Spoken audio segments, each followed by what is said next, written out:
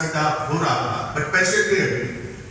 तो मुझे लगा कि कुछ डिसीजन लेना चाहिए। मैंने बोला कि देखो पिताजी, मुझे नौकरी नहीं करनी है, आप मुझे कुछ पैसा देके बिजनेस करा दो, मुझे बिजनेस में इंटरेस्ट है। उन्होंने साफ मना कर दिया। मेरे बाप ने मुझे फूटी कौड़ी नहीं दिया कुछ करने के लिए, मैं तुम्हें क्यों दूं? और मैं अगर पैसा देता हूं तो तुम उसका गलत नाजायज फायदा उठा सकते हो, गलत कर सकते हो। नहीं दिया उन्होंने। अभी मैंने तुम्हें शिक्षा दे दी, पढ़ा दिया है, तुम्हारी मर्जी जो करना है। मैं बहुत नाराज हो गया। एक व्यक्ति मिल गया, वो गांव के बाजू का था, ट्रक लेकर आया था माल लेके, वो बड़ा वाला ट्रक था। और वो उसी से उसने बोला कि मुंबई चलोगे, ऐसे मजाक में ही उसने बोला। उसको नहीं लगा कि मैं सीरियस तैयार हो जाऊंगा। मैं बोला हाँ चलूंगा।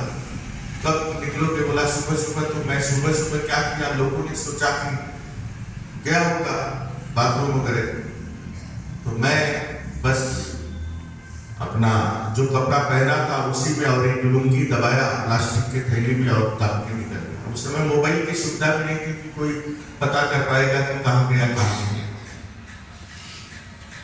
तो माँ बाप का तो रोते रोते हाल बेहाल था, और ना माँ बाप को पता कि मैं कहाँ हूँ, मुझे भी पता नहीं कि क्या हाल घर में। बट बहुत यादें आ रही थी माँ बाप की, बहुत याद आ रही थी। मैं जा रहा था ट्रक से, 11 दिन लगा था मुंबई पहुंचने में दोस्तों, क्योंकि वो सब माल उठाते थे, जाते थे, रुकते थे बीच में। उनकी ट्रक चलाने, मैं नहीं कह रहा हूँ कि सारे ट्रक चलाने वालों की आदत गंदी होती है, बट होती है ज्यादातर ट्रक चलाने वाले। रास्ते में बहुत सारे ठिकाने होते हैं, उनको रोक के मैं वही ट्रक में बैठा, तड़प रहा था, बहुत दर्द हो रहा था। और उसी समय मैंने एक गजल लिखा था। गाने नहीं आएगा, मतलब उम्मीद मत करना, मेरा गला ठीक नहीं है कि मैं गजल कोई गायक हूं, बट लिखा था कि भगवान को मैंने दोषी ठहराया था कि गलत होता है भगवान को दोष देना, ईश्वर को दोष देना गलत होता है। बट मैं गुस्से में था और लिखा था कि भगवान तुम्हारी दुनिया में क्यों दीन सताए। दीन माने होता है गरीब। कि भगवान तुम्हारी दुनिया में क्यों दीन सताए जाते हैं, क्यों चाहने वालों के अरमा मिट्टी में मिलाए। जो भाई दिया भाई के लिए क्यों साथ छुड़ाए जाते हैं, भगवान तुम्हारी दुनिया में क्यों दीन सताए। माता की ममता का आंचल, जो मां अपने बच्चे को धूप लगे तो अपना आंचल उसके सर पे उड़ा दे। भीगे हुए जगह पे, सुसु के जगह पे बच्चा सुसु करता है तो वो ठंडी, उस जगह पे ठंडी के मौसम में माँ वहां पे सोती है, बच्चे को सूखी जगह सुलाती है कि बच्चे को कोई तकलीफ ना हो। बड़ा होने तक तो आंचल सर पे ही रहता है। जब वही बच्चा बड़ा हो जाता है तो वही माँ नहीं चाहती है कि बच्चा रहे, वो कुछ बाहर निकल के काम करे। तो माता की ममता का आंचल क्यों सर से हटाए जाते हैं, भगवान तुम्हारी दुनिया में क्यों दीन सताए।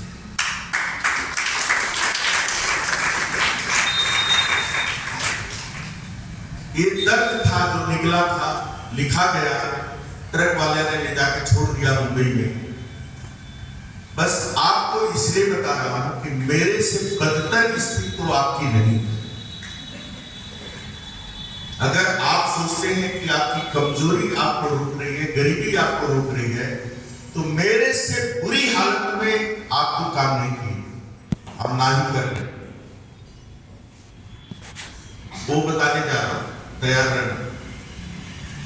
ट्रक वाला चेक नाका पे ले जाके रोक दिया, बोला 6-7 दिन लग सकता है क्योंकि बहुत सारे ट्रक है, ये मुंबई आप पहुंच गए हो, यही मुंबई में जाओ। मेरा कोई रिश्तेदार, कोई पहचान नहीं, मुंबई में कहां जाऊंगा। मैं उसको बोला था कि एक मुझे तुम स्टोव खरीद के और 1 किलो चना भी दे दोगे तो मैं भूज के बेच दूंगा, भिगा के भूज के बेचूंगा, उससे तो कुछ चलेगा। बोला आप जाओ, कुछ काम ढूंढो, देखो। मैं भी कुछ नहीं बोला, निकल गया वहां पे। 3 दिन तक तो मैं केवल पानी पी के जी रहा था। ईस्ट वेस्ट वहां होता है, रेलवे का ट्रैक पकड़ के जाता था, ईस्ट वेस्ट में मैं काम ढूंढता था, काम कहाँ मिलेगा, कोई पहचान का देता भी नहीं, भरोसा नहीं करेगा। ओके, फिर एक जगह एक महाराष्ट्र था, उसने कुछ दया आई हो चाहे जो भी हो, वो बच्चों को ट्यूशन पढ़ाने के लिए दे दिया। मैं उसके बच्चों को पढ़ाने लगा, कुछ बच्चे और जमा कर दिया। तो बोला कहाँ जाओगे आप, यही रहो, जब घर नहीं है कोई जगह नहीं है तो यहीं पढ़ाओ। थोड़ा मैं तो अच्छी थी, मैं पढ़ा लेता था बढ़िया से, तो मिल गया सर। वहां से भी भागना पड़ा क्योंकि जो टीचर पढ़ा रहा था वो बच्चों को, वो मुझे टॉयलेट में ही उधर घेर लिया, बोला कि मार दूंगा, जान भाग जाए इधर से। तो उसको भी बिना बताए मैं निकल गया।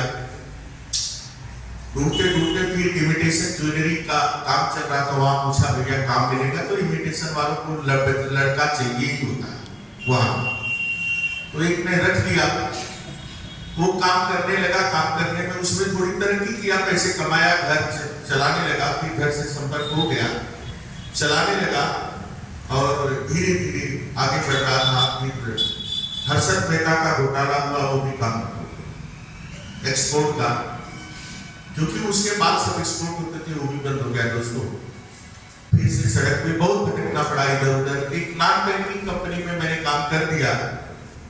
उसके बाद मैंने कोचिंग चलाया था, coaching classes, near about 300 running student, 7 teacher, 60 teacher मैंने रखा था, उनको पेमेंट देता था, सैलरी देता था, काट पीट के बच के थोड़ा बहुत चल रही थी जिंदगी उससे। लेकिन मुझे फ्यूचर नहीं लग रहा था, वो कुछ हलचल मच रही थी। इतने में एक नॉन बैंकिंग कंपनी मिली, मैं कंपनी का नाम नहीं लूंगा। जो लोग मेरे ऊपर विश्वास करते थे, जिनके बच्चे आके पढ़ते थे, कोई 2 लाख कोई 5 लाख ऐसे करके लोगों ने जमा कर दिया। नॉन बैंकिंग कंपनी दिवालिया हो गई। दिवालिया हो गई, लोग मारने के लिए ढूंढने लगे, जो लोग पैर छूते थे वो गाली देने लगे। फिर मुझे छुपना पड़ा, मैं बाहर नहीं निकल सकता था कि कोई मिल जाएगा तो मार डालेगा, काट डालेगा। मेरे जो अपलाइन है डीएक्शन में मिश्रा जी, दत्ता प्रसाद महादेव मिश्रा, तो उन्होंने एक बार मुझे देखा था नॉन बैंकिंग में मीटिंग लेते हुए। वो मैं सब्जी लेने के लिए जा रहा था, तो अचानक से रोड पे मिल गए, बोले अरे सुमान जी, अरे बाप रे, अरे यार आप मिल गए, मैं तो सोचा भी नहीं था, गलती से। तो घर पे लेके मैं चाय पिलाऊं कहां से, दूध के पैसे। ओके, पटली बात में गया था, बातचीत होने लगी, तो उन्होंने डिएक्शन दिखाया।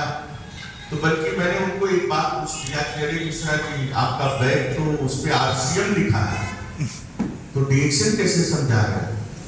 तो बोले कि अरे भाई, बैगवा आरसीएम का है, इसके अंदरवा तो डिएक्शन का है ना, आपको डिएक्शन कैसा लगा? तो मैंने बोला कि भाई प्रोफाइल तो कंपनी की बड़ी अच्छी लग रही है और इसमें कोई रिस्क तो लग नहीं रहा जिंदगी का, तो ठीक है, करने लायक कंपनी है। तो उन्होंने ज्वाइनिंग का पैसा बताया। उस समय किट भी आती थी, वही है, फाइल आती थी। तो मैं ज्वाइनिंग कैसे करूंगा, मेरे पास तो पैसा ही नहीं है। हमारी हालत ऐसी हो गई थी उस समय, पैसा मिलेगा तो हम कुछ खरीद के लाएंगे, शाम को भोजन बनेगा, नहीं मिला तो नहीं बनेगा, ऐसी स्थिति दोस्तों।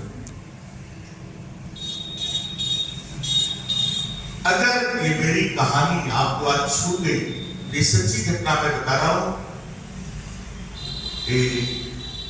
ईश्वर साक्षी है कि इस बातों में कोई एक्स्ट्रा चीज मैं जोड़ती नहीं दूंगा, कोई भी एक्स्ट्रा चीज। आखिरी मतलब ज्वाइनिंग के लिए पैसा कहां से आएगा, कोई ऑप्शन नहीं था, बस आखिरी, बाकी तो दागिना जो था और वाइफ का सब बेच डाला था, कुछ था नहीं बचा। आखिरी दागिना था मंगलसूत्र।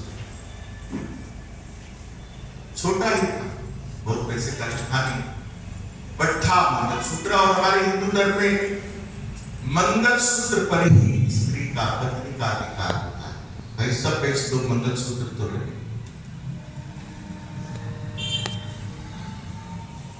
पति की मुख्य निशानी मंगलसूत्र को मानती है, वो प्राथमिकता देती है हिंदू धर्म में।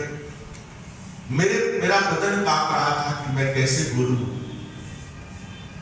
लेकिन फिर भी कुछ तो करना पड़ेगा। और अच्छी कंपनी मिली है तो इसी को कर लेते हैं, लेकिन पैसे नहीं है तो मैं डरते डरते वाइफ को बोला कि भाई देखो, कंपनी तो करने लायक है लेकिन पैसे नहीं है। दिल पे पत्थर रखकर अगर तुम मंगलसूत्र दे सकती हो तो दे दो। तो बस उसके मुख से इतना ही निकला कि ये मंगलसूत्र की वैल्यू आपसे बड़ी नहीं है, आप हो तो मंगलसूत्र। अगर इसको रख के बेच के आपकी जिंदगी सुधर जाती है तो लेके जाए, लेकिन जब उसने मंगलसूत्र को मेरे हाथों में रखा तो मेरे आंखों से आंसू,